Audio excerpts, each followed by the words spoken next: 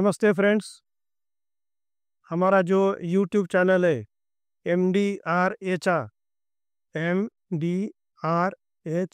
MDRHR उसके through हम banking के जो इम्पोर्टेंट टॉपिक्स है वो कवर करते हैं और इस सीरीज़ का नाम हमने दिया है फंडामेंटल्स ऑफ बैंकिंग।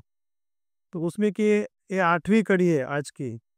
आज हम लिक्विडिटी रिस्क और असेट लायबिलिटी मैनेजमेंट ये समझने की कोशिश करेंगे। और बैंक में बहुत कम लोग हैं कि जो ALM जो कमिटी रहती है उसके मेंबर्स रहते हैं, लेकिन मुझे ऐसा लगता है कि हर एक बैंक एम्प्लॉइज़, टॉप मैनेजमेंट और बोर्ड ऑफ डायरेक्टर्स को भी ये समझना बहुत ज़रूरी है, क्योंकि लिक्विडिटी रिस्क सबसे ज़्यादा इम्पोर्टेंट है आफ्टर रेपुटेशन रिस्क। तो समझने की हम कोशिश करेंगे, शुरू करते हैं। तो लिक्विडिटी रिस्क को हिंदी में क्या बोलते हैं? तरलता जोखिम। रिस्क यानी जोखिम और लिक्विडिटी यानी तरलता। तो बाय डिफ़ॉल्ट हमें इंट्यूशनली ये समझता है कि लिक्विडिटी क्या है, कि हमें पगार मिलता है 1 तारीख को, तो हमारी लिक्विडिटी जैसे जैसा मंथ एंड आता है वैसे कम हो जाती है, बराबर है ना? तो हमारी जेब में पैसा रहता है, कुछ भी खरीदी करेंगे तो पेमेंट करने के लिए पैसा रहता है, तो हमारी लिक्विडिटी अच्छी रहती है और धीरे धीरे कम हो जाती है मंथ एंड तक। समर वैकेशन की छुट्टी थी, तो मेरे फैमिली मेम्बर सब आ गए थे, इकट्ठा हुए थे। तो मेरा जो पोता है वो मुझे बोला कि दादाजी चलो दुकान पे जाएंगे, मुझे कुछ परचेस करने का, ट्रॉफीज़ वगैरह जो भी है। तो उसने पहले पूछा, हम निकल निकल रहे थे, पूछा कि आपने पर्स लिया क्या? तो बोला नहीं लिया। तो आपने मोबाइल लिया क्या है? तो मैंने पूछा तुम क्यों पूछ रहे हैं ऐसा? बोले हम जब खरीदी करेंगे तो पैसे चाहिए ना पेमेंट करने के लिए। अगर हमारे पास पैसे ही नहीं है तो हम परचेस कैसा कर सकेंगे? तो उसको ये मालूम है कि कुछ ज़रूरत होगी, चीज़ें लेनी है, तो जेब में पैसा चाहिए, लिक्विडिटी चाहिए, तुरंत चाहिए। घर में कितना भी पैसा हो और दुकान में जाने के बाद तुम्हारी जेब में पैसा नहीं हो तो कोई काम करे वो पैसा। तो उसको लिक्विडिटी का कंसेप्ट मालूम है इंट्यूशनली। वो एक्सप्लेन नहीं कर सकेगा ये कि लिक्विडिटी रिस्क है क्या है। वैसे हमारे वैसे हर एक को लिक्विडिटी क्या चीज़ है ये मालूम है, लेकिन किसी को बताया, पूछा हमने कि एक्सप्लेन करो तो थोड़ा डिफिकल्ट जा सकता है। इसलिए हम समझने की कोशिश करेंगे, थियोरेटिकल पार्ट, प्रैक्टिकल पार्ट और RBI की डायरेक्शन से तीनों समझने की कोशिश करेंगे। तो बैंक के लिए जो प्रतिष्ठा है वो सबसे ऊपर है, बैंक की प्रतिष्ठा जिसको हम बोलते हैं रेपुटेशन रिस्क। उसके बाद में आता है लिक्विडिटी रिस्क। तो लिक्विडिटी रिस्क जो है वो बैंक में बहुत ज़्यादा इम्पोर्टेंस क्यों है, वो समझने के पहले हमारा जो बिजनेस मॉडल है वो हमें समझना चाहिए। हमारा लायबिलिटी साइड जो रहती है लेफ्ट हैंड साइड में और राइट हैंड साइड में असेट्स रहते हैं। लायबिलिटी साइड मेनली हमारे कौन सी रहती है? डिपॉजिट्स। और डिपॉजिटर्स को हमें हमें क्या करना पड़ता है? जब भी पैसा उसने मांगा है तो उसको हमको पेमेंट करना पड़ता है, इमीडिएट पेमेंट करना पड़ता है डिपॉजिटर को। और जो हमारी असेट साइड है वो क्या रहती है? एक तो हम लोन्स देते हैं या इन्वेस्टमेंट करते हैं, तो उसका पूरा के पूरा पैसा इमीडिएट हमें नहीं मिल सकता है। फॉर एग्जांपल हमने हाउसिंग लोन दिया 15 साल के लिए, तो 10 लाख का अगर हाउसिंग लोन लिया 15 साल के लिए तो इमीडिएट नहीं मिलेगा वो। वैसे हम हमारा जो इन्वेस्टमेंट करते हैं गवर्नमेंट सिक्योरिटी 5 साल 10 साल के लिए करते हैं, तो पूरा पैसा लिक्विड नहीं रहता हमारे जेब में। लेकिन जो लायबिलिटी साइड है, जो डिपॉजिटर है, SB करंट अकाउंट वाले को तो देना ही पड़ता है, लेकिन टर्म डिपॉजिट वाला अगर आ गया, फिक्स डिपॉजिट वाला प्री मैच्योर क्लोजर के लिए, तो हम ना नहीं बोल सकते। तो ये हमारी दिक्कत है, ये हमारा धंधे का रिस्क है। हर एक धंधे में रिस्क रहते हैं, लेकिन हमारा जो नेचर है धंधे का, ये पर्टिकुलर पिक्यूलर टाइप का है कि लायबिलिटी साइड के लिए जिम्मेदारी है इमीडिएट पेमेंट करने की, और असेट साइड में हमको रिवैल्यूएशन आने को टाइम लगता है। इसीलिए कोई भी बैंक, कितनी भी बड़ी बैंक हो, it is prone to liquidity risk. Example के लिए हमारे देश में सबसे बड़ी bank State Bank of India है। अगर सब के सब डिपॉजिटर्स स्टेट बैंक के सामने खड़े हो गए और उन्होंने बोला कि हमें आज के आज पैसा चाहिए, तो state state bank will collapse. ये पोजीशन है। तो हम डेफिनेशन क्या है, व्याख्या क्या है, वो समझने की कोशिश करेंगे। What is liquidity risk? Risk that a bank may not be able to meet its payment obligation. उसका जो पेमेंट ऑब्लिगेशन है वो अगर वो मीट नहीं कर सकता है, दे नहीं सकता है टाइम के ऊपर, तो बैंक क्या है, वो खतरे में आती है। लिक्विडिटी रिस्क भी उसके जोखिम आती आ रही है। और हमारा जो कोऑपरेटिव बैंक्स है उसका साइज जो है छोटा रहता है कंपेयर टू कमर्शियल बैंक्स। इसीलिए हमारे लिए लिक्विडिटी अगर क्रंच आ गया है, तो सोर्सेस हमारे कम रहते हैं, हमारे कॉन्ट्रैक्ट कम रहते हैं, तो पैसा देने में हमें दिक्कत आ सकती है। तो इसीलिए हमें बहुत ज़्यादा इम्पोर्टेंट है हमारे लिए कि हमें लिक्विडिटी रिस्क जो है उसका मैनेजमेंट जो है हमें बहुत प्रोफेशनली करना चाहिए।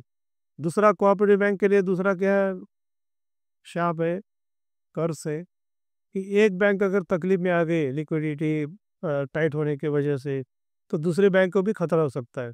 फॉर एग्जांपल एक शहर में दो बैंक है, ए बैंक के ऊपर रन आ गया, तो बी बैंक का कुछ प्रॉब्लम नहीं, लेकिन सबके सब डिपॉजिटर उसके पास अगर पैसा मांगने के लिए गए तो उनको भी तकलीफ हो सकती है। इसको बोलते हैं systemic risk. Liquidity crisis has systemic consequences for other banks, particularly for cooperative banks. So इसलिए हमें क्या करना चाहिए, by insuring banks ability to meet its due liability, जो भी लाइबिलिटी उसकी ड्यू है वो टाइम पे देने की हमारे पास एबिलिटी चाहिए। और अगर हमने बराबर मैनेजमेंट किया तो हमारे पर जो स्ट्रेस आता है, तनाव आता है, तान तनाव वो कम हो जाएगा। सिस्टम में भी नहीं होगा, इंडिविजुअली भी नहीं होगा, बैंक के ऊपर भी नहीं होगा। हमने कुछ प्रिकॉशंस लिए या कुछ प्रोफेशनली मैनेज किया, जो हम उसकी बात करेंगे अभी हमने क्या क्या करना चाहिए। तो लिक्विडिटी रिस्क का जो मैनिफेस्टेशन है, अभिव्यक्ति उसकी, वो कैसी होती है, उसके चार प्रकार है। पहला है फ्रिक्शनल लिक्विडिटी रिस्क। क्यों होती है वो, कभी कभी क्या होता है कि इनकम टैक्स के एडवांस पेमेंट की ड्यू डेट आती है, तो ज़्यादा विड्रॉल हो जाते हैं सिस्टम में से, या हमने कोई बल्क डिपॉजिट लिया है, समझो 10 करोड़ का बल्क डिपॉजिट लिया है, और उन्होंने रिन्यू नहीं किया, तो एकदम 10 करोड़ का हमारी गैप बढ़ जाती है, पेमेंट ज़्यादा हो जाता है। तो इसको क्या बोलते हैं, फ्रिक्शनल लिक्विडिटी रिस्क। दूसरा क्या होता है, स्ट्रक्चरल लिक्विडिटी डेफिसिट। स्ट्रक्चरल यानी संरचनात्मक। तो वो क्या होता है कि widening gap between credit pickup and deposit growth. अभी हम फॉर एग्जांपल गोल्ड लोन का सीज़न चालू हो जाता है मानसून के वक्त, तो हमने लोन बांटना चालू किया बहुत ज़्यादा, गोल्ड लोन ही देते बैठे, और वो प्रोपोर्शनेटली हमारा डिपॉजिट ग्रोथ नहीं आ गया, तो क्या होगा, आउटफ्लो ज़्यादा जा रहा है, लोन बांट रहे हैं लेकिन हमारे पास देने के लिए पैसे आ ही नहीं रहे, तो उसको क्या बोलते हैं, स्ट्रक्चरल लिक्विडिटी डेफिसिट। या तो हमने बड़े बड़े लोन देना चालू कर दिया है और वो हिसाब से डिपॉजिट ग्रोथ नहीं आ रही है, तो भी स्ट्रक्चरल लिक्विडिटी डेफिसिट आ सकता है। ठीक है ना। तीसरा है फंडिंग लिक्विडिटी रिस्क। फंडिंग यानी हमारे पास फंड्स कहाँ से आते हैं, डिपॉजिटर के पास आते हैं। एक तो टर्म डिपॉजिट देते हैं, एसबी करंट अकाउंट में देते, लेकिन उन्होंने पैसा भरना ही बंद कर दिया बैंक में, या टर्म डिपॉजिट मैच्योर होने के बाद रिन्यू नहीं किया है, या तो term deposit pre mature close करना शुरू किया, तो हमें क्या आएगी, फंडिंग लिक्विडिटी रिस्क आएगी। और चौथा क्या है, मार्केट लिक्विडिटी रिस्क। ऐसी कुछ कंडीशंस हो जाती है, इकोनॉमिक कंडीशंस, कि पूरा मार्केट डिसरप्ट हो जाता है। फॉर एग्जांपल अभी वार का टाइम है, तो आगे बॉम्बिंग हो गया, या ये हो गया, कोरोना से का डिसीज़ आ गया, तो मार्केट बंद हो जाता है, सब डिसरप्ट हो जाता है, तो हमें रिस्ट्रक्चर करना पड़ता है एडवांसेस का। जो भी ड्यू है एडवांस स्टैंडर्ड असेट का भी रिकवरी आना बंद हो जाता है। तो this is market liquidity risk, पूरा मार्केट ही अफेक्ट होता है कुछ भी वजह से। तो ये चार टाइप की रिस्क है, उससे क्या होता है, लिक्विडिटीज हमें फेस करना पड़ता है। अब ये मैनेज कैसा करने का, क्योंकि ये तो होगा ही, ये तो धंधे का ये है, तो धंधे में ऐसी चीज़ें तो होने वाली है, तो ये मैनेज कैसा करने का, तो उसके तीन प्रकार है। पहला कौन सा है, असेट मैनेजमेंट, क्योंकि असेट लाइबिलिटी, और तीसरा है कॉम्बिनेशन ऑफ बोथ। तो असेट में क्या होना है कि हमारे पास पैसा आना चाहिए, ठीक है ना, लिक्विडिटी रिस्क के हिसाब से मैं बात कर रहा हूँ। तो पैसा कब आएगा, असेट के थ्रू। एक तो हमारे रिकवरी, रिकवरी दोनों प्रकार की है। एक तो स्टैंडर्ड असेट के जो रेगुलर इंस्टॉलमेंट आते हैं वो या एनपी की रिकवरी या राइट ऑफ की रिकवरी। तो अलग अलग प्रकार से रिकवरी के थ्रू हमारे पास फंड्स आ सकता है। दूसरा, बहुत इमरजेंसी आ गई तो वी कैन यूटिलाइज सीआरआर और एसएलआर। समझो आज 6% और 18% है सीआरआर एसएलआर, तो 20 TL के 24% वो भी हम यूज़ कर सकते हैं।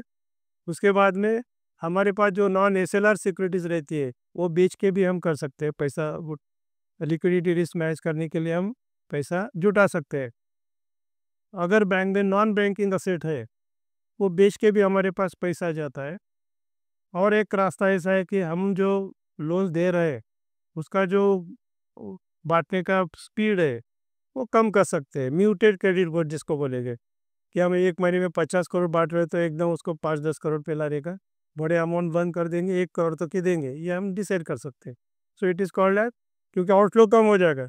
अगर हमने क्रेडिट डिसबर्समेंट का ग्रोथ रेट कम कर दिया तो आउटफ्लो कम हो जाएगा, तो लिक्विडिटी वी कैन मैनेज।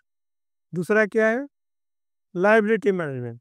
तो लाइबिलिटी मैनेजमेंट में क्या कर सकते हैं हम लिक्विडिटी क्राइसिस में, डिपॉजिट की ग्रोथ के लिए कोशिश करते हैं। पर्टिकुलरली बहुत सारी बैंक क्या करती है कि टर्म डिपॉजिट का प्रिफरेंशियल इंटरेस्ट रेट या बल्क डिपॉजिट लेने की कोशिश करते हैं, ठीक है ना, या तो आधा 1% इंटरेस्ट रेट बढ़ाते हैं ताकि term deposit longer longer duration के हमारे पास आ जाए। दूसरा एक और सबसे अच्छा रास्ता ऐसा है कि हमारे जो सरप्लस फंड्स रहते हैं दूसरे बैंक में उसके अगेंस्ट हम ओडी फैसिलिटी लेके रखते हैं, यूज़ नहीं करते, लेके रखते हैं। ऐसे जब इमरजेंसी आती है, लिक्विडिटी का इशू आता है कि डिपॉजिटर को पैसे देने के लिए हमारे पास पैसे चाहिए, तो वो OD facility we can utilize that. तीसरा, रिजर्व बैंक ने एलएफ फैसिलिटी दिया है, लिक्विडिटी एडजस्टमेंट फैसिलिटी जिसको बोलते हैं। सरप्लस हमारे पास जो एसएलआर है उसके अगेंस्ट हम यूज़ कर सकते हैं। और आखिरी का, रिजर्व बैंक ने हर एक बैंक को कंपल्सरीली बताया कि एवरी बैंक शुड या कंटिजेंसी फंड प्लान्स, उसकी जो पॉलिसी होना चाहिए कि ऐसी अगर इमरजेंसी आ गई कि डिपॉजिट को पैसा बैंक के जेब में नहीं और देने का है, तो how to raise the funds, वो कंटिजेंसी फंड प्लान भी बैंक का रेडी रखना चाहिए। कौन क्या करेगा, किसके पास जाएगा, अप्रोच करेगा, कितना लाएगा, ये सब कंटिजेंसी प्लान में रहता है। और that we have to set in roll in. और तीसरा क्या है, ये असेट मैनेजमेंट लाइबिलिटी मैनेजमेंट का कॉम्बिनेशन, यानी एक तरफ से पैसा आना भी चाहिए असेट के थ्रू, और दूसरे तरफ से डिपॉजिट के थ्रू भी पैसा आना चाहिए। तो लिक्विडिटी जो गैप बढ़ गई होगी, मिसमैच होता है, वो हम कवर कर सकते हैं। अगर हमको हमारी बैंक की लिक्विडिटी मैनेज करने का है तो हमें क्या करना चाहिए, क्लोजली मॉनिटर करना चाहिए। तो कौन सा, उसके लिए क्या टूल्स है हमारे पास, एडिक्वेट इंटरनल कंट्रोल सिस्टम, यानी दो ही एसेट और लाइबिलिटी दोनों तरफ से कैसा कंट्रोल कर सकते हैं, तो हमारे इंटरनल हर एक बैंक ने करना चाहिए ऑर्गेनाइजेशन स्ट्रक्चर के अंदर। दूसरा, board approved internal policy for day to day management of liquid assets, यानी सीईओ के पास लिक्विडिटी पोजीशन है, वो डेली होना चाहिए कि क्या पोजीशन है, और स्टेबल।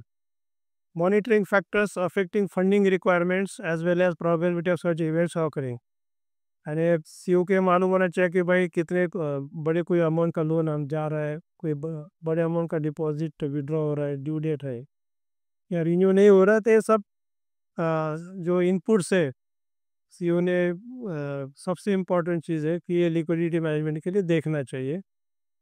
उसके बाद में कंटिजेंसी प्लान्स का तो इमरजेंसी में लास्ट स्टेज है वो।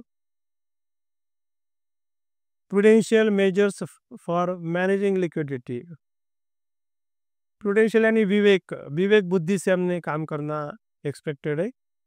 तो proportion of liquid assets in overall composition of assets, हमारे जो असेट्स है उसमें ऐसा ही नहीं होना चाहिए कि सब के सब हमने 10 साल 20 साल के लिए टर्म लोन दे दिए, तो ऐसा नहीं होना चाहिए। इसके लिए अपार्ट फ्रॉम सीआरआर एसएलआर और हमारी फिजिकल कैश जो रहती है उसके भी दूसरे जो असेट्स है उसमें भी कुछ असेट्स ऐसे होने चाहिए कि जो लिक्विड है, जैसा कि हम दूसरे बैंक में डिपॉजिट रखते हैं उसके आगे से हम ओडी ले सकते हैं। तो ये टाइप के भी असेट्स है कि जो इमरजेंसी में हमारे काम आए।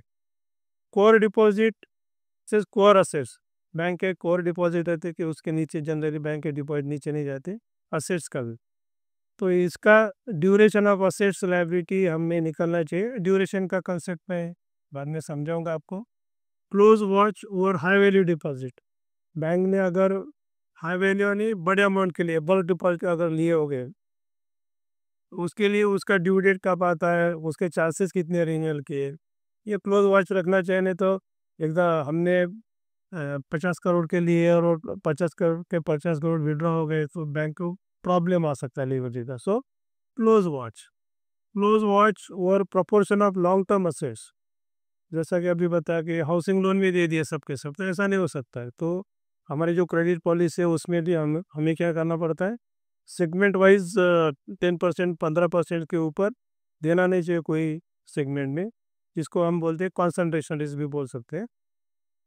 मैक्सिमम क्यूमुलेटिव आउटफ्लोस, और ये भी हमने सोचना चाहिए कि ज़्यादा से ज़्यादा कितना पैसा जाएगा, इसका भी हमें ख्याल रखना पड़ता है। यानी हमारे पास उतने फंड चाहिए, मैक्सिमम अमाउंट कितना लगने वाला है तो उतना से भी हमारे पास होना ही चाहिए, तो लिक्विडिटी क्रंच नहीं आएगा, लिक्विडिटी रिस्क बैंक को फेस नहीं करना पड़ेगा। Asset liability management, asset liability का अगर हमने मैनेज नहीं किया तो लिक्विडिटी रिस्क तो आना ही है। तो active management of banks assets, assets को तो लोन्स एंड इन्वेस्टमेंट का हमें एक्टिव मैनेजमेंट यानी ख्याल रखना चाहिए। और आजकल तो हमारे लिए लोन्स के लिए तो ऐसे में 012 का कंसेप्ट बहुत अच्छा है कि जो अर्ली वार्निंग सिग्नल देता है कि अकाउंट इनके होने वाला है या नहीं होने वाला। उसी तरह एक्टिव मैनेजमेंट ऑफ लाइबिलिटीज़, तो लाइबिलिटीज़ के तरफ भी हमें ध्यान देना चाहिए, पर्टिकुलर भी जैसा बताया बल्क डिपॉजिट या बड़े अमाउंट के डिपॉजिट की तरफ। तीसरा है to ensure they stay balance over a time, जो है बैलेंसिंग एक्ट होना चाहिए लाइबिलिटीज़ और असेट में। फॉर एग्जांपल हमारा CD रेशियो 90% का है तो प्रॉब्लम आ सकता है, ठीक है ना। और हमारा CD रेशियो बहुत कम हो गया है तो हमारे पास सरप्लस फंड्स है तो इन्वेस्टमेंट का अपॉर्चुनिटी हमने देखना चाहिए, तो बैलेंसिंग एक्ट होना चाहिए। सरप्लस अगर है, CD रेशियो कम हुआ है, सरप्लस पैसा है तो इन्वेस्ट करो, और CD रेशियो अगर ज़्यादा हो गया है तो कम करने की कोशिश करो बाय और ये करिए और by way of increasing deposit. Should always enough cash to meet current assets, सबका सार जो है वो क्या है कि हमारे पास इतना पैसा चाहिए कि अगर पेमेंट आ गया डिपॉजिट का तो इमीडिएट पेमेंट करने के लिए हमारे पास पैसा चाहिए। अभी बैंक के लिए रिजर्व बैंक ने ALM कमेटी बताई है, असेट लाइबिलिटी मैनेजमेंट कमेटी। ये एक कमेटी ऐसी है कि जो कमेटी में बैंक के सिर्फ अधिकारी रहते हैं, बैंक का कोई डायरेक्टर नहीं रहता है ALM कमेटी में। तो ALM का कंसेप्ट पहले समझ के लेंगे, व्हाट इज़ ALM। तो असेट लाइबिलिटी मैनेजमेंट में 3 पिलर्स है, बराबर है। तो टूल फॉर लिक्विडिटी, ये जो ALM है वो टूल है लिक्विडिटी मैनेजमेंट करने के लिए। और दूसरा इंटरेस्ट रेट रिस्क जो है इसके साथ ही वो भी उसके अंदर आ जाता है ALM के अंदर। तो पहला क्या है, first ALM information system. Asset liability management को क्या होना चाहिए, जो टीम है उनको इंफॉर्मेशन मिलना चाहिए, उनका MIS बराबर चाहिए, वो इफेक्टिव होना चाहिए। अगर MIS अवेलेबल ही नहीं है या है लेकिन अपूरा है या इनएक्यूरेट है, इनएडिक्वेट है, तो वो डिसीजन नहीं ले सकते। सो ये फर्स्ट क्या है इम्पोर्टेंट पिलर, ये होना चाहिए, MIS होना चाहिए, मैनेजमेंट इंफॉर्मेशन सिस्टम। और वो टाइमली उनको हर रोज़ मिलना चाहिए। दूसरी बात, फुल इंफॉर्मेशन चाहिए और एक्यूरेट चाहिए। सेकंड पिलर का है ALM organisation.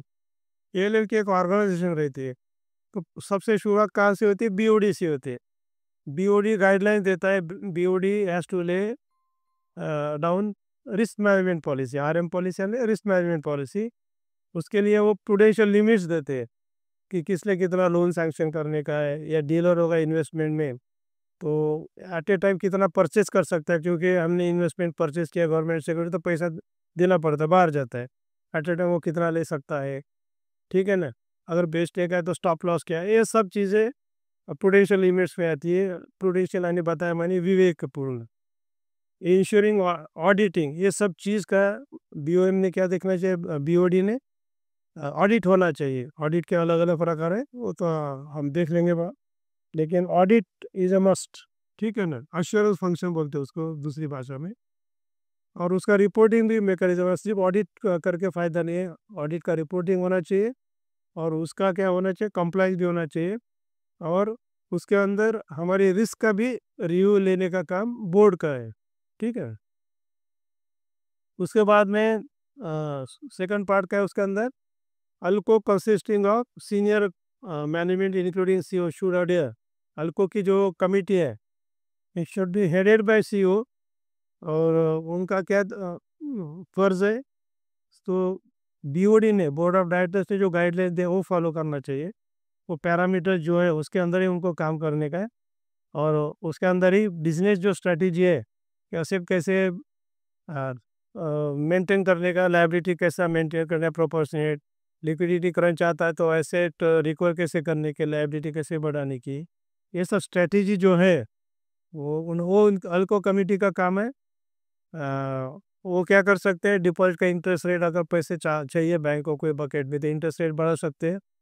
For example 90 to 180 days के लिए अगर एफडीआर का इंटरेस्ट रेट बढ़ा दिया, वो गैप है, वो बढ़ा सकते हैं और रिकमेंड कर सकते हैं board can approve it. Advances कम करो, ज़्यादा करो, जो भी है, तो ये हिसाब से उनको रिकमेंड करना पड़ता है कि इंटरेस्ट रेट का स्ट्रक्चर जो है डिपेंडिंग ऑन एएलएम, हाँ, बैंक का जो एसेट लायबिलिटी मैनेजमेंट है वो उसका नज़रिया रख के उन्होंने रिकमेंड करना चाहिए। और तीसरा पिलर क्या है, ALM techniques and methods. Asset liability management कुछ टेक्निक्स से कुछ मेथड्स भी है जो हम स्टडी करेंगे अभी। Laying down techniques and procedures for identifying liquidity risk, identify करने की है, मेजर करने की है, उसके बाद भी मॉनिटर करने की है, और उसके लिए पैरामीटर्स भी सेट करने के। ये सब किस में आता है, थर्ड पिलर में आता है, टेक्निक्स एंड मेथड में आता है। तो अभी लिक्विडिटी मैनेजमेंट के अप्रोचेस में कौन सा अप्रोच है, तो पहला है स्टॉक अप्रोच। स्टॉक अप्रोच यानी ये स्टैटिक अप्रोच रहता है कि जो हो गया, हमारे पास जो फिगर्स है और वो जो हो गया वो रेशियोज निकालते हैं और वो हिसाब से हम कैलकुलेशंस करते हैं। तो स्टॉक अप्रोच में क्या आता है, बीओडी में सब्सक्राइब सम रेशियोज, कुछ रेशियोज, ये रेशियोज के हिसाब से हम स्टॉक अप्रोच करो। और ceiling to measure and monitor liquidity, तो जनरली कौन से रेशियो रहते हैं, loans to total asset, total loans and advances divided by total assets of the bank. Loans to core deposit, तो कोर डिपॉजिट में एक इंस्ट्रक्शन दिया है रिजर्व बैंक ने, आपके पास अगर एसबी है तो 10% वोलाटाइल रहता है, इसका मतलब 90% कोर डिपॉजिट में कैलकुलेट कर सकते हैं। और करंट अकाउंट है तो 15% वोलाटाइल रहता है, तो 85% हम क्या कर सकते हैं, कोर डिपॉजिट में ले सकते हैं। और बाकी का फिक्स डिपॉजिट हो रहे तो आपके कोर ही रहते हैं। Borrowed fund to total assets, उसके बाद में जो ग्रॉस एनपी है to total loans and advances, high value deposits कितने बैंक में, seasonal pattern of deposit and advances, हमारे इकोनॉमी जो एग्रारियन है, एग्रो बेस है, तो वो हिसाब से सीजनल डिमांड रहती है, सीजनल ग्रोथ रहती है, तो वो हिसाब से भी हमें ख्याल रखना चाहिए कि पैसा कब आता है कब जाता है। और ये सब हमारे पास क्या होता है, ये हुई है, तो it depends on the events which are already occurred. Past हमारे पास पूरा डेटा रहता है, वो डेटा के हिसाब से हम कैलकुलेशंस करते हैं लिक्विडिटी मैनेजमेंट का, और उसको बोलते हैं स्टॉक अप्रोच। आप घबराइए मत, इसके लिए सब टूल्स है, जो डिपार्टमेंट में काम करते हैं वो टूल्स रहते हैं, मॉडल्स लेते हैं, और उसके अंदर से हमें सब समझता है। मैनुअल कैलकुलेशन की कोई बात नहीं रहती है, ये बहुत डिफ़िकल्ट है ऐसा, आप ओपिनियन मत बनाइए। हमें सिर्फ जैसा हम डेबिट क्रेडिट के लिए चेक के डिटेल्स डालते हैं वैसा ही डिटेल्स डालना पड़ता है और आपको रेशियोज मिल जाते हो। दूसरा है कैश फ्लो अप्रोच, पहला होगा स्टॉक अप्रोच, स्टैटिक है। कैश फ्लो अप्रोच कैसा है, डायनेमिक है, जो होने वाला है और जो बदलता है, डायनेमिकली बदलता है, उसका प्रिडिक्शन लेके लिक्विडिटी का हम असेसमेंट करते हैं। सो कैश फ्लो में क्या है, it is dynamic, it measures liquidity over a period of time, आगे क्या होना है वाला है, एक अप्रोक्सीमेशंस एस्टिमेट्स के ऊपर हम करते हैं, क्योंकि आगे क्या होने वाले किसी को नहीं मालूम एग्जैक्ट, ठीक है, हम प्रिडिक्ट कर सकते हैं ऐसा ऐसा हो सकता है भाई। Future being uncertain, it predicts liquidity with approximation, कुछ अजम्पशन लेते हैं, अप्रोक्सीमेटली हम कैलकुलेट करते हैं। और repayment of advances and deposits are place under various buckets, जो हमारे पास एडवांसेस है उसकी जो रिकवरी आती है या डिपॉजिट्स मैच्योर होते हैं वो अलग अलग बकेट में हम रखते हैं। तो ये बकेट यानी टाइम पीरियड, तो रिजर्व बैंक ऑफ इंडिया ने शेड्यूल बैंक और नॉन शेड्यूल बैंक के लिए अलग अलग दिया है, पहले तीन के लिए। तो पहले हम नॉन शेड्यूल बैंक्स के समझ लेंगे। तो नॉन शेड्यूल बैंक्स के लिए 8 बकेट्स हैं, 8 टाइम पीरियड्स है। तो पहली जो बकेट है वो 1 से 14 दिन के लिए, नंबर ऑफ डेज। दूसरी है 15 दिन से 28 दिन तक। तीसरी बकेट है 29 दिन से 3 महीना। चौथी है 3 महीना से 6 महीना। पाँचवीं 6 महीने से 1 साल। छठवीं 1 साल से 3 साल। सातवीं 3 साल से 5 साल। और आठवीं 5 साल से ऊपर। ये हो गया नॉन शेड्यूल बैंक। और शेड्यूल बैंक के लिए क्या है, जो नॉन शेड्यूल की पहली बकेट है, पहला टाइम पीरियड है, टाइम जोन है 1 से 14 दिन, उन्होंने उसको स्प्लिट किया 3 पार्ट में। पहला बकेट आएगा first day, next day, immediate, कल कितना पैसा देने का है, 1 से 7 दिन। और तीसरा आएगा 7 से 14 दिन। सो बाकी के जो पीरियड्स है, टाइम बकेट्स है, वो सेम है। सो फर्स्ट जो है उसमें तफावत है शेड्यूल और नॉन शेड्यूल में। शेड्यूल में पहला 1 दिन, 1 से 7 दिन और 7 से 14 दिन। और नॉन शेड्यूल में 1 से 14 दिन। स्टार्टिंग का फर्क है, बाकी के सब बकेट्स सलीके हैं। अभी कैश फ्लो अप्रोच में ये जो चालू है हमारा एएलएम, सब एएलएम जो है हमारा असेट लायबिलिटी मैनेजमेंट का, ये सब कैश फ्लो अप्रोच में आता है। Assets and liabilities are dissected, उनका क्या है, विभाजन करते हैं। जैसा भी बताया टाइम पीरियड बकेट्स का बताया मैंने 8, बराबर है, 8 या शेड्यूल में 10 आ जाएंगे। Dissection of liabilities would indicate outflow of funds. जो लायबिलिटीज हम डिवाइड करते हैं, एसबी बोलो, करंट अकाउंट बोलो, टर्म डिपॉजिट बोलो, तो कौन सा कब जाने वाला है ये हम देखते हैं। Dissection of assets indicate inflows, recovery कब आने वाली है ये असेट में देखते हैं हम। The difference between inflows and outflows, कितना पैसा जा रहा है कितना आ रहा है, उसके डिफरेंस को क्या बोलते हैं हम, नेट पोजीशन बोलते हैं। इन 8 time periods of buckets will indicate the gap, और उसमें का जो डिफरेंस को हम क्या बोलते हैं, गैप बोलते हैं। ठीक है। द क्यूमुलेटिव गैप और various time zone shows potential liquidity gap. अगर जाने वाला पैसा ज़्यादा है अरे आने वाला कम है, तो उसको क्या बोलेंगे हम, निगेटिव गैप बोलेंगे, कि बैंक को पैसे की ज़रूरत है। और जाने वाला पैसा कम है और आने वाला ज़्यादा है, तो it is a positive gap. तो पॉजिटिव गैप के लिए तो लिक्विडिटी रिस्क नहीं रहती, निगेटिव गैप के लिए लिक्विडिटी रिस्क आ सकती है। तो इसके लिए जो लिमिट्स है, कितनी गैप अलाउड है, ऐसा तो हो ही नहीं सकता धंधे में कि हर एक बकेट में पॉजिटिव होगा। लेकिन जो रिजर्व बैंक ऑफ इंडिया है, वो जो पहले 2 बकेट्स है, तो 1 से 14 दिन और 14 दिन से 15 से 28 दिन, वो 2 बकेट के लिए वो बहुत पर्टिकुलर है। यानी 1 महीने के अंदर आपको लिक्विडिटी क्रंच नहीं आना चाहिए, इतना तो आपको देखना ही पड़ता है।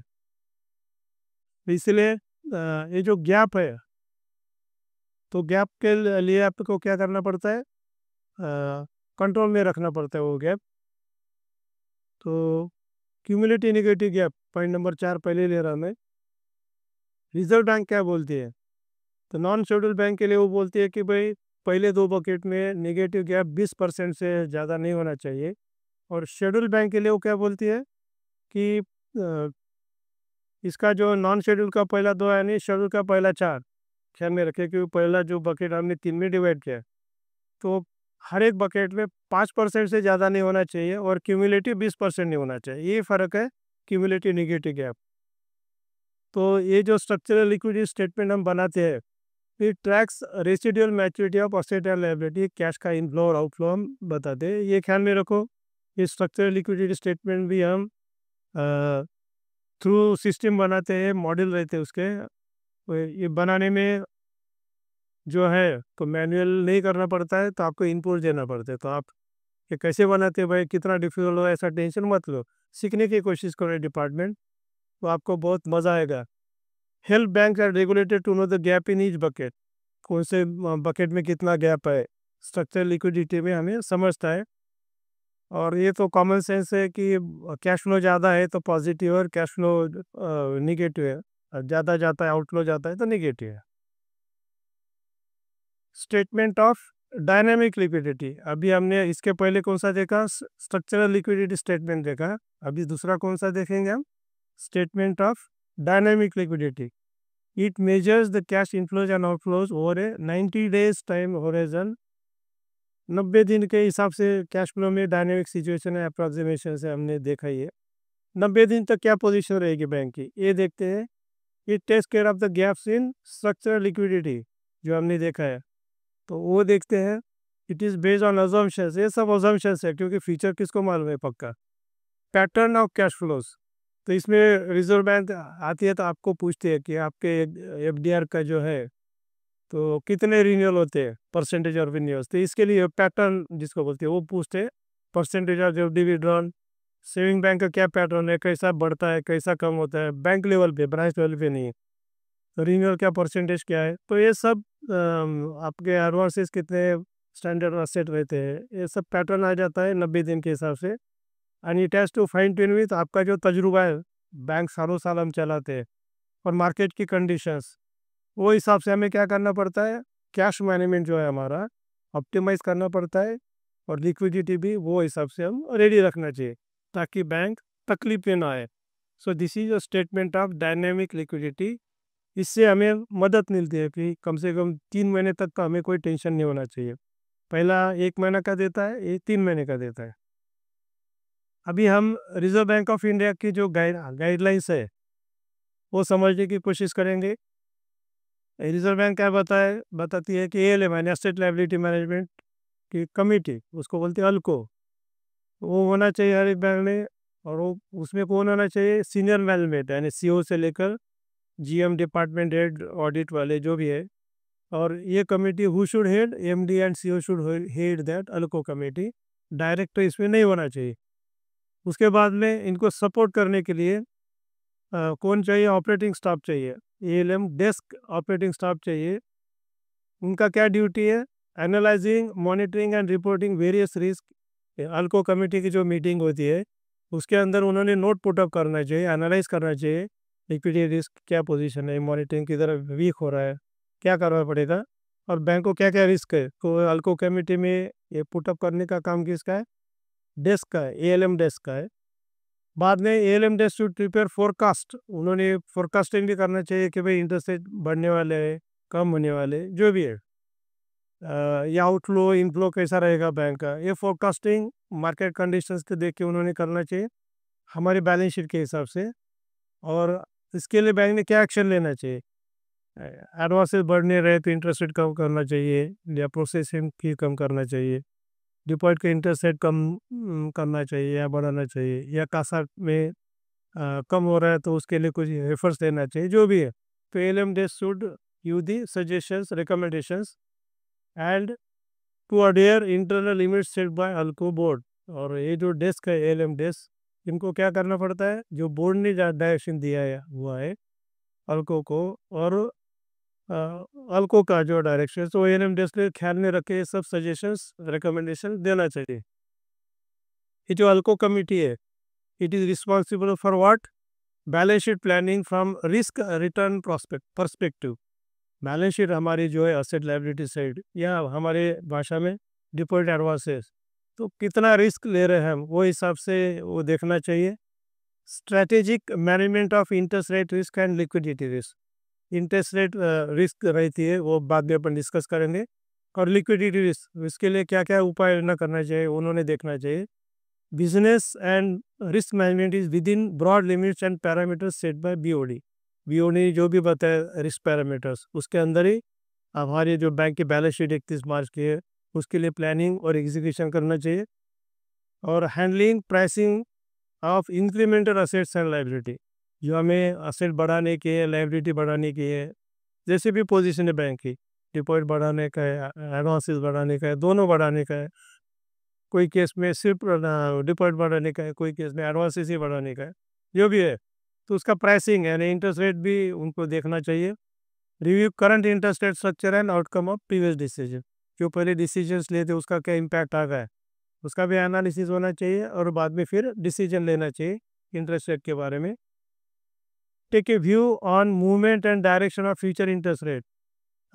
ये future interest rate normally RBI जो रेपो, रिवर्स रेपो डिक्लेयर करती है, आरबीआई की बाई मंथली मीटिंग रहती है, 2 महीने में एक बार होती है, वो हमें इंडिकेशन देती है कि इंटरेस्ट रेट का मूवमेंट क्या है, या उनकी जो मिनट्स रहते हैं उनकी मीटिंग के आरबीआई की, तो वो मिनट्स भी हमें पढ़े तो थोड़ा आइडिया आ जाता है कि इंटरेस्ट रेट बढ़ने वाले हैं, स्टेबल है या कम होने वाले हैं।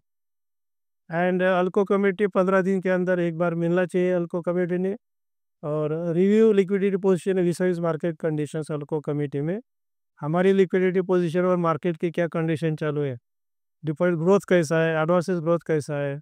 एक ऑल इंडिया लेवल पे आरबीआई का रिपोर्ट भी पब्लिश होती है, वो भी देखना चाहिए। और वो हिसाब से स्ट्रैटेजीज बैंक स्पेसिफिक, अपने बैंक के स्पेसिफिक स्ट्रैटेजीज बनाना चाहिए और बोर्ड के सामने रखना चाहिए। आरबीआई की जो इंपॉर्टेंट गाइडलाइंस है अल्को के लिए क्या क्या है, to meet regular intervals and assess liquidity position. 15 दिन में एक बार अल्को कमेटी होना चाहिए, एक आरबीआई की अपेक्षा है। आरबीआई की गाइडलाइन जो है एसएलएस और डायनेमिक लिक्विडिटी, स्ट्रक्चरल लिक्विडिटी और डायनेमिक लिक्विडिटी स्टेटमेंट बराबर बनाना चाहिए। और बीओडी को और आरबीआई को रिपोर्ट करना चाहिए, जो भी सीलिंग बताए उसके अंदर काम हो रहा है कि नहीं हो रहा है, गैप जो बकेट्स की जो है गैप से उसके हिसाब से। उसके बाद में अगर ऐसा लगा कि ज़रूरत पड़ सकती है तो कंटिजेंसी फंड्स प्लान है तो ऑलरेडी रेडी होना चाहिए और वो एक्टिवेट करना पड़ेगा। और अल्को कमेटी के अंदर इन्वेस्टमेंट डिपार्टमेंट का रिप्रेजेंटेटिव इज अ मस्ट, और उसके साथ कांस्टेंट इंटरेक्शन होना चाहिए, क्योंकि हमारा जो पैसा जाता है लॉस एंड एडवांसेस में जाता है और इन्वेस्टमेंट में डालते हैं, तो उससे कांस्टेंट इंटरेक्शन होना चाहिए। अल्को कमेटी में उसका सहभाग बहुत इंपॉर्टेंट है इन्वेस्टमेंट डिपार्टमेंट का। अभी हम इंटरेस्ट रेट रिस्क समझने की कोशिश करेंगे, क्योंकि हमारा जो डिपॉजिट्स है करंट अकाउंट और टू सम एक्सटेंड एसबी छोड़ के जो टर्म डिपॉजिट वो इंटरेस्ट रेट सेंसिटिव है, वैसे लोन्स भी हमारे इंटरेस्ट रेट सेंसिटिव है। तो वो हिसाब से क्या रिस्क है, इंटरेस्ट रेट अगर बढ़ गए या कम हो गए, तो हम समझने की कोशिश करेंगे। इंटरेस्ट रेट्स गोइंग अप और down causes impact on net interest income. Bank क्या होता है कि जो फंड्स आते हैं बैंक के लोगों के टर्म डिपॉजिट या टोटल डिपॉजिट में, उसके ऊपर हम इंटरेस्ट देते हैं, और जो लोन देते हैं उसके ऊपर हमें इंटरेस्ट मिलते हैं, उसके गैप को क्या बोलते हैं, नेट इंटरेस्ट इनकम। तो ये गैप अगर कम हो गई तो बैंक के लिए चिंता की बात है, बैंक की कोशिश रहेगी कि एनआईआई बढ़ना चाहिए। तो methods to measure and control interest rate risk, तो इंटरेस्ट रेट अगर फॉर एग्जांपल एनआईआई में डिपॉजिट के इंटरेस्ट रेट हमारे बढ़ गए और एडवांसेस का रेट हमने बढ़ाए ही नहीं, तो गैप कम हो जाएगा। और डिपॉजिट के इंटरेस्ट रेट वही इंटरेस्ट रेट के हम अगर बढ़ाए तो गैप बढ़ जाता है। तो ये कंट्रोल करना पड़ता है इंटरेस्ट रेट, हाँ, क्योंकि मार्केट भी बहुत इंपॉर्टेंट है, हम आर्बिट्रेरली इंटरेस्ट रेट लोग के नहीं बढ़ा सकते। तो जो हमारे रिस्क सेंसिटिव असेट्स है, यानी हमारे सब असेट्स रिस्क सेंसिटिव है क्या, तो सब के सब नहीं रहते। For example cash, cash risk sensitive asset नहीं है। वैसे लायबिलिटी है, करंट अकाउंट की लायबिलिटी रिस्क असेट नहीं है। वैसे हमारे जो कैपिटल है, रिजर्व्स है, वो भी रिस्क सेंसिटिव नहीं रहते। तो risk sensitive assets over 6 month to 1 year etcetera, and risk sensitive liabilities in various time periods like 3 to 6 महीने, इसका हमने पर थोड़ा ज़्यादा ख्याल रखना चाहिए इंटरेस्ट रेट सेंसिटिव है, क्योंकि लॉन्ग टर्म में हम ज़्यादा सोच नहीं सकते, लेकिन 6 महीने तक का पीरियड तो भी हमारे ओरिजिन में होना ही चाहिए। Risk sensitive assets and risk sensitive liabilities have to be bucketed in accordance with their repricing maturity. Important word है रीप्राइसिंग मैच्योरिटी, यानी उसकी आज की क्या कीमत है। फॉर एग्जांपल मेरे पास डिपॉजिट पुराना है जो 6% से लिया है, 10 साल के लिए, लेकिन आज के हिसाब से क्या होगा, वो 7% हो सकता है या 5% भी हो सकता है। तो रीप्राइसिंग करना पड़ता है इसके अंदर, ये भी टूल्स के थ्रू होता है, मैन्युअली कोई करता नहीं है, आप टेंशन मत लो, सिर्फ कंसेप्ट समझने का है। रिस्क सेंसिटिव असेट और रिस्क सेंसिटिव लायबिलिटी के लिए टूल्स आते हैं, और उसको बकेटिंग में हमें इनपुट देना पड़ता है टूल को, बस मैच्योरिटी के हिसाब से। एंड रिमेनिंग मैच्योरिटी, यानी मेरे पास 5 साल का डिपॉजिट है पुराना, ऑलरेडी 3 साल हो गए, तो रिमेनिंग मैच्योरिटी कितना पीरियड होगी, 2 साल की होगी। 5 साल में से 3 साल बीत गए, 2 साल बाकी है, तो this is remaining maturity period के लिए हमें रिप्राइस करना पड़ता है कि ये या बचा हुआ जो 2 साल है उसके लिए आज के हिसाब से उसको कितना इंटरेस्ट रेट देना पड़ता है, कम या ज़्यादा या वही जो भी होगा। Capital reserve fix asset etcetera और insensitive to interest rate, bank के जो फिक्स असेट रहते हैं, लैंड बिल्डिंग कैश जो भी है, उन्हें इंटरेस्ट रेट सेंसिटिव नहीं रहते, वैसे कैपिटल रिजर्व लायबिलिटी साइड में in risk sensitive assets is more than risk sensitive liability we have positive gap. Assets अगर ज़्यादा है लायबिलिटी से रिस्क सेंसिटिव तो पॉजिटिव गैप बोलते हैं। In case of rising interest rate, यानी जब इंटरेस्ट रेट बढ़ते हैं डिपॉजिट या एडवांसेस के, उसको बोलते हैं पॉजिटिव गैप। और उसमें क्या होता है, एनआईआई हमारा बढ़ता है। इन case of interest rates on asset and liability affect there values, interest rates on asset and liability affect there values, उसकी कीमत भी कम ज़्यादा होती है क्योंकि वो इंटरेस्ट रेट सेंसिटिव होते हैं। हाँ, हमने ऑलरेडी एक प्रीवियस वीडियो में देखा है कि प्राइस और यील्ड का इनवर्स रिलेशनशिप है इन्वेस्टमेंट में, तो इम्पैक्ट तो आता ही है। It also affects net worth, asset value minus outside liability value, तो ये सब चीज़ें होती है। हम पहले वेटेड एवरेज मैच्योरिटी का कंसेप्ट ख्याल में लेंगे और उसके बाद में हम ड्यूरेशन की बात करेंगे।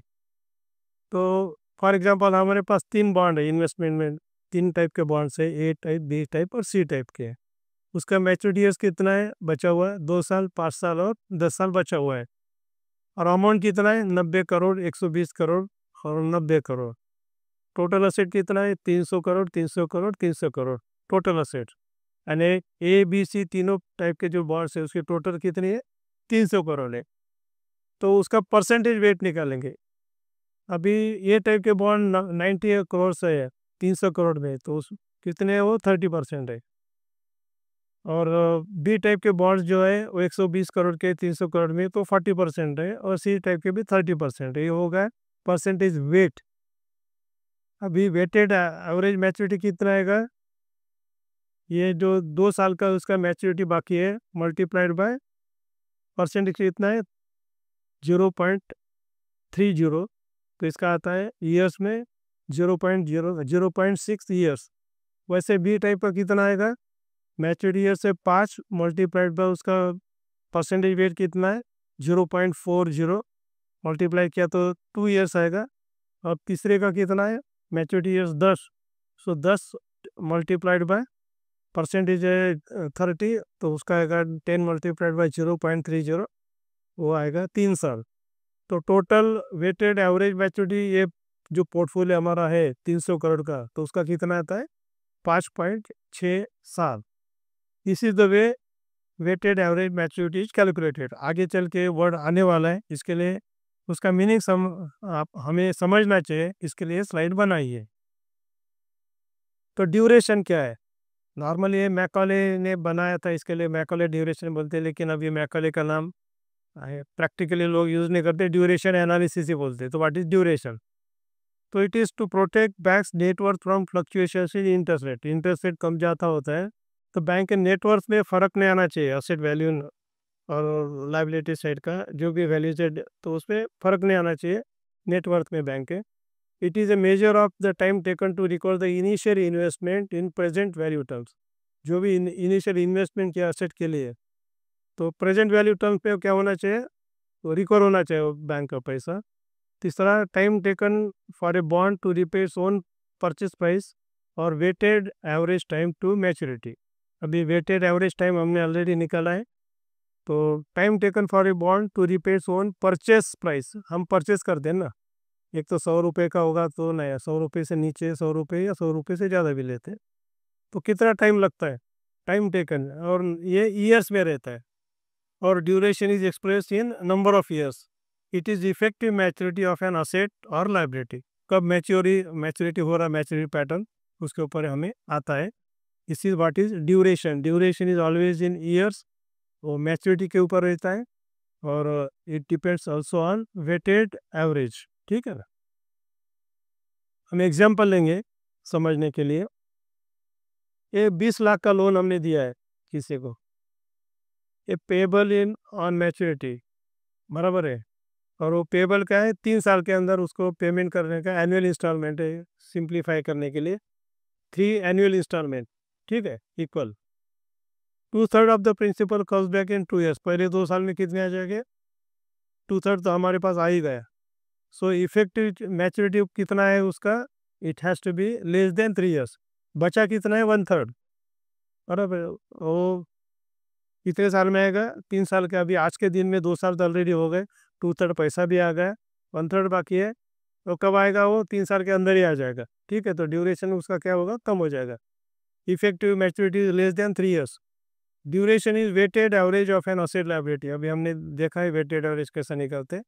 That takes into account timing of the cash flow, कब आने वाला है, ठीक है ना, timing of the cash flow. Duration will be less than the contractual maturity of assets, हरदम ड्यूरेशन क्या होगा, कम होगा, क्योंकि कुछ ना कुछ पीरियड एक्सपायर होता है। मिक्सर है, हमारे जो बास्केट है वो मिक्स रहते हैं, कुछ नए रहते कुछ पुराने रहते, तो ड्यूरेशन कभी भी कम आता है, इतना ख्याल में रखना चाहिए। जैसा असेट है वैसा लायबिलिटी है, डिपॉजिट, टर्म डिपॉजिट भी ऐसी है, कुछ पुराने रहेंगे कुछ नए रहेंगे, लेकिन उसका टोटल ड्यूरेशन कभी भी कम आएगा। Modified duration refers to change, अभी ड्यूरेशन लिया, अभी हम मॉडिफाइड ड्यूरेशन समझने की कोशिश करेंगे। ये टेक्निकल वर्ड से जार्गन है, बहुत ज़्यादा है, इसके चिंता नहीं करो, 1-2 बार आपने खुद काम किया तो आपके ख्याल में आ जाएगा। मैनुअल कैलकुलेशन नहीं है, थ्रू सिस्टम है, मॉड्यूल्स है, इसलिए कंसेप्ट समझ लेना, 1-2 बार आपने काम किया तो आ जाएगा, ईजी है डिपार्टमेंट, बहुत टेंशन मत लो। मॉडिफाइड ड्यूरेशन क्या है, it refers to change in the value of interest bearing financial instrument, interest bearing यानी interest sensitive to 1% change in interest rates. एक 1% इंटरेस्ट रेट चेंज होगा तो क्या इम्पैक्ट आता है ड्यूरेशन के ऊपर, तो that is called as modified duration. तो उसका इक्वेशन क्या दिया है, ड्यूरेशन, ड्यूरेशन हमने ऑलरेडी देखा है क्या होता है, duration divided by 1 + yield, yield यानी रिटर्न ऑन असेट्स हम बोल सकते हैं, इन्वेस्टमेंट। दूसरा क्या है, basis point value, PV01, it predicts the price change of an instrument change if the interest changes by 1 basis point. 1 basis point यानी 100 basis points का 1% होता है, तो 1 बेसिस पॉइंट कितना होगा, 0.01। तो उसका क्या इम्पैक्ट आता है, वो भी सिस्टम के थ्रू निकलता है। ये ख्याल में रखो, अभी जो बोलने वाला हूँ, in a rising interest rate scenario a bank should try to reduce the duration of its investment. अगर इंटरेस्ट रेट बढ़ रहे, पढ़ते हैं ना, रेपो बढ़ रहा है, इंटरेस्ट रेट बढ़ रहे, लोन्स के बढ़ रहे, डिपॉजिट के बढ़ रहे, सो इसको बोलते हैं rising interest rate scenario. Bank should try to reduce the duration, उसका ड्यूरेशन क्या है, कम करना चाहिए, of its investment as longer term securities depreciate faster, उनकी कीमत कम हो जाती है, डिप्रिसिएशन ज़्यादा है ना, कीमत कम हो जाती है, realisable value. Longer term securities depreciate faster than short term securities and vice versa. इसका मतलब क्या है, अगर इंटरेस्ट रेट कम हो रहे, ठीक है, अगर कम हो रहे तो ड्यूरेशन क्या होना चाहिए, ज़्यादा होना चाहिए। तो ये अपोजिट है, इनवर्स रिलेशनशिप है, जैसा प्राइस और यील्ड में इनवर्स रिलेशनशिप है, वैसा ड्यूरेशन और इंटरेस्ट रेट में इनवर्स रिलेशनशिप है। इंटरेस्ट रेट बढ़ रहे हैं तो ड्यूरेशन कम होना चाहिए, इंटरेस्ट रेट कम हो रही है तो ड्यूरेशन बढ़ाना चाहिए। अभी लिक्विडिटी के हिसाब से कुछ सिग्नल्स हमें मिलते हैं, क्या क्या सिग्नल्स है कि भाई वो क्वेश्चन करते हैं हम, ठीक है। The decline in asset quality, हमारे अगर एनपीए बढ़ रहे हैं, डिक्लाइन इन असेट क्वालिटी यानी ग्रॉस एनपीए बढ़ रहे हैं। अर्निंग परफॉर्मेंस, हमारे इनकम कम हो रहा है बैंक का, हमने जो प्रोजेक्शन दिए वो हम मैच नहीं कर रहे, अचीव नहीं कर रहे, तो दिस इज ए सिग्नल। दूसरा क्या है, rapid asset growth funded by short term deposit, हमारा लोन्स पोर्टफोलियो बढ़ रहा है, लेकिन वो कैसा बढ़ रहा है, कासा से नहीं बढ़ रहा है, छोटे छोटे लोन से नहीं बढ़ रहा है, लेकिन हम बड़े डिपॉजिट रेट, ज़्यादा इंटरेस्ट रेट देके, तो ये खतरनाक चीज़ है, डेंजरस है बैंक के लिए। तीसरा है mobilisation of deposit by paying higher than market rate interest couple with low CD ratio, हमारा इंटरेस्ट रेट, हमारा सीडी रेशियो कम है, 50% की है, और हम डिपॉजिट बढ़ा रहे हैं। बहुत सारे, मैंने बहुत खेत के साथ मैं कहता हूँ, आई अपोलोजाइज फर्स्ट, लेकिन मैंने जो देखे बहुत सारे सीईओज, बहुत सारे बैंक के चेयरमैन ये देखते हैं कि हमारे 31 मार्च की बैलेंस शीट में डिपॉजिट एडवांसेस बढ़ना चाहिए, तो साइज ऑफ बैलेंस शीट उनके लिए बहुत बेटर करता है। तो सीडी रेशियो 50 तो है, फिर भी वो डिपॉजिट बढ़ाते रहते हैं, इट इज़ वेरी बैड। तो ऐसा नहीं होना चाहिए, सीडी रेशियो अगर कम है तो हमने डिपॉजिट बढ़ाने में कोई मतलब नहीं, क्योंकि it is a cost to the bank, खर्चा बढ़ता है, प्रॉफिटेबिलिटी अफेक्ट होता है। इंक्रीज कॉस्ट ऑफ फंड्स, एक तो कॉस्ट ऑफ डिपॉजिट रहती है, हमारी जो डिपॉजिट की कॉस्ट है उसके रहते हैं, उसके साथ अगर हमने बाकी के बैंक के जो फंड्स वो मिला है तो it becomes cost of funds. तो अगर वो ज़्यादा है तो हमारा क्या है, अलार्मिंग सिग्नल है, वो घटना चाहिए कभी भी। You should have comfortable position. Significant drop in renewal of deposits, हमारे बैंक के अगर टर्म डिपॉजिट्स है और नॉर्मली परसेंटेज 70-80% तो होना चाहिए, लेकिन उससे अगर कम हो रहा है तो इट इज़ अलार्मिंग सिग्नल। क्यों लोग हमारे बैंक में रिन्यू नहीं कर रहे? कस्टमर सर्विस खराब है, इंटरेस्ट रेट खराब है, बैंक की इमेज खराब है, रेपुटेशन डैमेज हो रहा है, कुछ रूमर्स चल रही है, सबका इम्पैक्ट रिन्यूअल ऑफ डिपॉजिट का होता है। उसके बाद में funding resources from a single connected sources, यानी क्या है, हमारे जो डिपॉजिट्स है वो बल्क डिपॉजिट है, या तो बहुत सारे बैंक क्या करती है कि ये पत्र संस्था जो रहती है, credit cooperative societies, cooperative credit society, उनके फंड्स लेते हैं, वो डेंजरस है बहुत। वो डिपेंडेंसी ज़्यादा आती है, बैंक लिक्विडिटी रिस्क कभी भी आ सकती है बैंक के ऊपर। So different sources with the same sensitivity in rising rate of interest scenario. जब इंटरेस्ट रेट बढ़ते तो लोग क्या करते हैं, प्री मैच्योर क्लोजर करके जो बैंक में ज़्यादा इंटरेस्ट रेट है उधर चले जाते हैं, तो हमें लिक्विडिटी रिस्क आ सकती है। Increase dependence on short term deposits और बोरिंग्स, अगर हम बार बार बोरिंग्स ले रहे हैं या शॉर्ट टर्म डिपॉजिट यानी लिक्विडिटी मैनेज कर रहे हैं, 1 महीने लेके 2 महीने के लिए बार बार ऐसा हुआ तो it is a warning signal, ऐसा नहीं होना चाहिए। कभी कभी हो सकता है, लेकिन वही बेसिस पे अगर हमने बैंक चलाए तो it is warning signal for the management. Maturity miss matches in individual buckets, अगर हमारी इंडिविजुअल बकेट्स जैसा कि बताया 8 और 10, तो पहले जो 2 बकेट्स है या शेड्यूल के 4 बकेट्स है उसमें अगर मिसमैच ज़्यादा है, अपर लिमिट आरबीआई ने 20% दिया, 5 5 5 5 शेड्यूल को दिया, टोटल 20, लेकिन उसके अंदर ही होना चाहिए, दैट इज़ ऑलवेज प्रिफरेबल। तो गैप ज़्यादा नहीं होना चाहिए, पॉजिटिव रहा तो बहुत ही अच्छा है। Absence of contingency funding plan sourcing of raising, अगर बैंक के अगर इशू आ गया, लिक्विडिटी का क्रंच आ गया है, तो हमारे पास प्लान होना चाहिए कि इमीडिएटली हम फंड्स कैसे रेस कर सकते हैं। वो प्लान ही नहीं तो एग्जीक्यूट क्या करेंगे, उस वक्त सोच दिमाग काम नहीं करता है, तो इसके लिए हमारे पास प्लान होना चाहिए, रिलायबल होना चाहिए प्लान, और एग्जीक्यूट करने के लिए ताकत भी हमारे में चाहिए। तो damage to image reputation of the bank में cause run on the bank, अगर बैंक का रेपुटेशन खराब हो गया है, हमारे डिपॉजिटर्स गए और हम उनको बोल रहे कि 8 दिन के बाद आओ, 10 दिन के बाद आओ, 4 दिन के बाद आओ, मार्केट पे इमीडिएट स्प्रेड होता है कि मोस्ट ऑफ और डिपॉजिटर इंटरकनेक्टेड, और आजकल मोबाइल, इलेक्ट्रॉनिक मीडिया, ये सब है, मार्केट में रूमर्स के ऊपर चलता है, फैक्ट कोई चेक नहीं करता है, बैंक के ऊपर रन आ सकता है। अगर रन आ गए तो बैंक का बहुत नुकसान होता है, कभी कभी बैंक का ताला भी लगाने के टाइम आता है। इसीलिए लिक्विडिटी रिस्क जो है हमने बहुत केयरफुली देखना चाहिए, डेली बेसिस पे देखना चाहिए, जो भी बकेट से वो बकेट के हिसाब से क्या सिंसियरली करना चाहिए। जो हमारी एएलएम कमेटी की हल्कों की मीटिंग होती है उसमें डिस्कशंस होना चाहिए, उसमें प्लानिंग होना चाहिए, इनपुट्स भी देना चाहिए बोर्ड को इंटरेस्ट रेट के बारे में, ये सब एक्सपेक्टेड है। Unfortunately most of the banks में हल्को जो मीटिंग होती है ऑन पेपर होती है उसका सीरियसनेस ख्याल में नहीं लेता है, लेकिन अगर ऐसा वक्त आ गया, बुरा वक्त आ गया है, तो बाद में रोने का कोई फ़ायदा नहीं होता है। इसलिए जो आरबीआई का जो डायरेक्शंस है वो हमारे हित में है, हमने हमारी जो अल्को कमेटी की मीटिंग्स है वो सीरियस लेना चाहिए। मुझे आशा है कि जो ये टॉपिक्स है जो कवर कर रहा हूँ मैं, इन्वेस्टमेंट लास्ट में किया है, अभी लिक्विडिटी कर रहा हूँ मैं, तो ये बहुत इंपॉर्टेंट है। कोई भी बैंक में जाओ, कोऑपरेटिव बैंक में, इवन 5% जो employees, officers, department head, senior लोग जो है उनको भी ये मालूम नहीं है। तो मेरी रिक्वेस्ट है कि आप 1 बार 2 बार ये सुनिए, समझने की कोशिश करिए, ये डिफ़िकल्ट कुछ भी नहीं है। जो लोग काम कर रहे हैं वो मोनोपोली बनाते हैं, ऐसा मत होने दीजिए, बैंक का और उनका भी घाटा है उसके अंदर। तो हर एक ने इंटरेस्ट लेना चाहिए, पार्टिसिपेट करना चाहिए, तो हमारी जो इंस्टीट्यूशन है वो ऑन साउंड फुटिंग रहेगी, मजबूत रहेगी।